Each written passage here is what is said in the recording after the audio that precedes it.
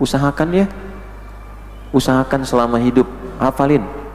Kalau bisa punya satu surat yang dibanggakan untuk pulang, hafalin satu surat ya.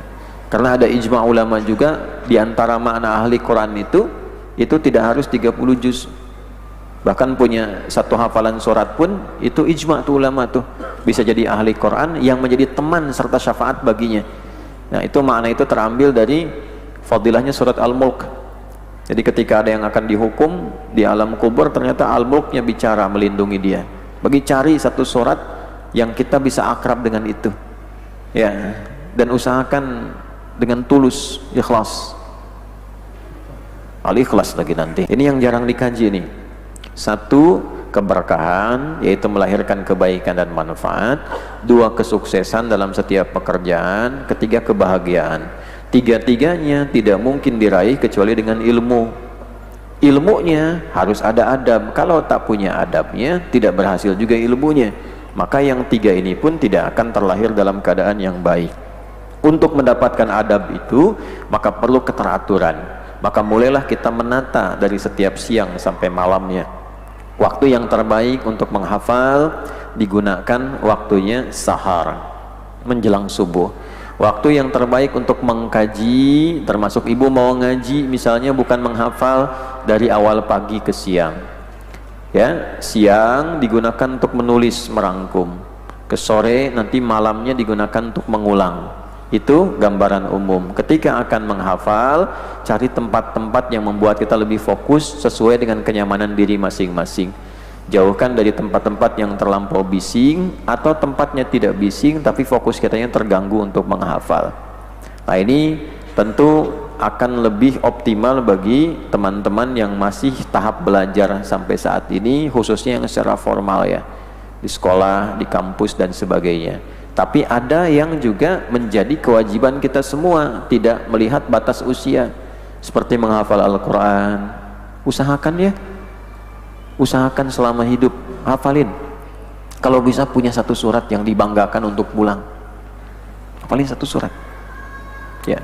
Karena ada ijma ulama juga, di antara makna ahli Quran itu tidak harus 30 juz. Bahkan punya satu hafalan surat pun itu ijma tuh ulama tuh, bisa jadi ahli Quran yang menjadi teman serta syafaat baginya. Nah, itu makna itu terambil dari fadilahnya surat Al-Mulk. Jadi ketika ada yang akan dihukum di alam kubur, ternyata Al-Mulknya bicara melindungi dia. Bagi cari satu surat yang kita bisa akrab dengan itu ya, dan usahakan dengan tulus, ikhlas.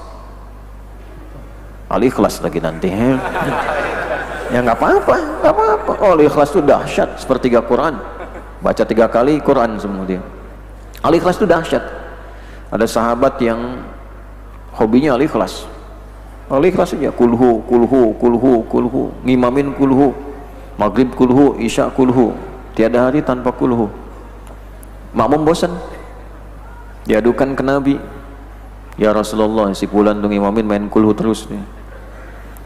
Ditanya, Nabi tuh nanya, klarifikasi, kenapa kamu bacanya kulhu terus? Oh, saya senang sama Allah, karena dalam kulhu banyak sifat Allah, saya mencintai Allah. Itu turun langsung Qudsi, Muhammad sampaikan pada hambaku itu karena dia mencintaiku, aku pun mencintainya. Fadilah kulhu, habis itu kulhu terus.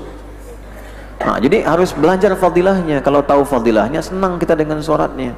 Surat Quran itu semua mukjizat, hurufnya mukjizat, ayatnya apalagi suratnya. Usahakan minimal kita bawa satu surat untuk pulang menghadap Allah. Yang surat itu jadi teman kita selama di alam kubur, jadi syafaat untuk kita saat di akhirat. Dapatkan satu dari 3 itu yang Allah tetapkan untuk bisa menjadi teman dan syafaat. Ya, satu Al-Quran, kedua Rasulullah SAW, yang ketiga orang-orang saleh yang Allah berikan izin kepada mereka untuk menjadi teman yang baik dan jadi syafaat di akhirat. Wa hasuna ulaika rafiqa, dzalikal fadlu minallah. Itu keutamaan yang Allah berikan. Semoga kita diberikan oleh Allah kesempatan untuk mendapati satu dari 3 kebaikan itu dan mengamalkan apa yang kita pelajari di pagi ini. Allahumma taqabbal minna innaka antas samiul alim wa tub alaina innaka antat tawwabur rahim. اللهم آت أنفسنا تقواها وزكها أنت خير من زكاها أنت وليها ومولاها فقهنا في الدين وعلمنا التأويل واجعلنا من المؤمنين المتقين ومن محبي سيدنا محمد صلى الله عليه وسلم.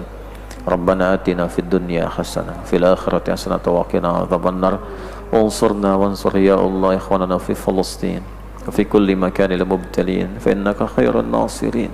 وصلى الله على سيدنا محمد وعلى آله وصحبه أجمعين وآخر دعوانا سبحانك اللهم ربنا وبحمدك أشهد أن لا إله إلا أنت نستغفرك ونتوب إليك والحمد لله رب العالمين. ثم السلام عليكم ورحمة الله وبركاته.